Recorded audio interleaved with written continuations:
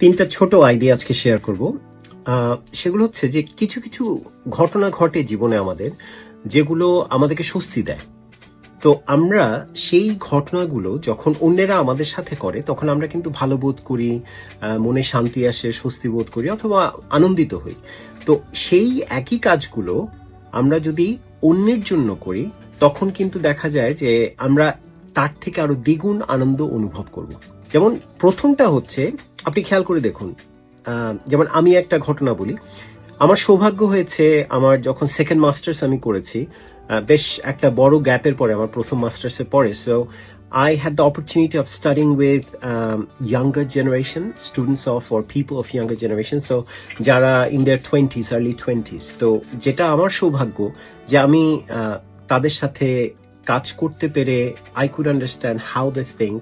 At the same time, the level of skill and the speed they have in terms of dealing with technology, যেটা আমাকে সাহায্য করেছে যে অনেক বেশি স্পিড আপ করতে আমার life, and at the same time how to work with things that I needed to work with. সেই ক্ষেত্রে যখন ক্লাসে যেতাম দেখা যেত প্রায় সময় এমন একটা ঘটনা হয় যে ক্লাসের পরে প্রফেসর জিজ্ঞেস করছেন আর কোনো প্রশ্ন আছে।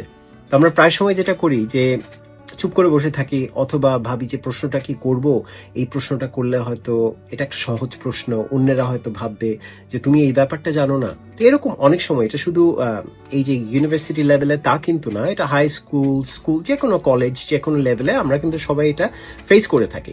সেই ক্ষেত্রে যখন দেখা যায় যে কেউ একজন এই চান্সটা নেয়, হ্যাঁ, এই সুবিধাটা নিয়ে, কোন একটা স্টুডেন্ট দেখা যাচ্ছে কেউ কোনো প্রশ্ন করছে না, একজন সাহসী স্টুডেন্ট সে প্রশ্নটা করে যে প্রশ্নটা আপনি করতে যাচ্ছিলেন, তখন কিন্তু একটা স্বস্তি বোধ হয়, এই উত্তরটা তো জানার ছিল, এই উত্তরটা জানতে পারলাম সে প্রশ্নটা করেছে দেখে। তো সেইভাবে আমরা এমন করি না কেন যে একটু সাহস জুগিয়ে যেই প্রথম প্রশ্নটা করার, যেটা কেউ করছে না, সেই প্রশ্নটা আমরা করব।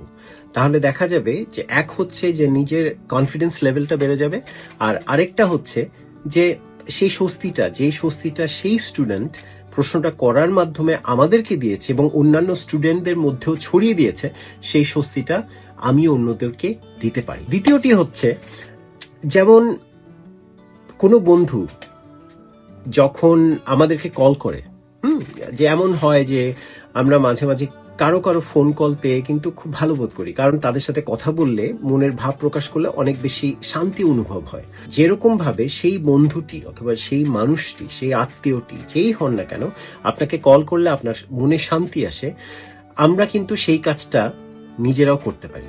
আমরাও অন্যদের জন্য সেই স্বস্তিটা বয়ে নিয়ে আসতে পারি, সেই শান্তি অথবা সেই আনন্দের যে মুহূর্তটা, সেটা আমরা নিয়ে আসতে পারি তাদেরকে প্রথমে কল করার মাধ্যমে। তৃতীয় যে আইডিয়াটা, সেটা হচ্ছে কেউ যখন আমাদেরকে ভালো কিছু বলে, কোনো কমপ্লিমেন্ট দেয়, তখন কিন্তু দেখা যায় সেটা whether it could be about the things we have done in a certain way, or whether the way we look, or something that we have done and they found it very impressive and they would say that you have done it very well. তো এই ধরনের সিচুয়েশনে দেখা যায় যে তারা কিন্তু আমাদেরকে যখন কমপ্লিমেন্ট করে, ইভেন ইফ ইউ সে যে আমার কোনো কিছু যায় আসে না, আমি অপেক্ষা করে বসে নেই যে কেউ আমাকে কমপ্লিমেন্ট করবে, কিন্তু নিজের অজান্তেই কিন্তু একটা ভালো অনুভূতি আসে, মনের মধ্যে একটা ভালো লাগা কাজ করে। তাহলে আমরা যদি একটা জিনিস প্র্যাকটিস করি, যে যেরকম ভাবে অন্যে আপনাকে প্রশংসা করলে আপনার ভালো লাগে, সেরকম ভাবে আমরাও অন্যদের প্রশংসা করি, দোষ কম দেখি এবং অন্যদের ভালো গুণগুলো দেখি এবং তাদেরকে অনেক বেশি প্রশংসা করি, and then make their days. ভালো থাকবেন।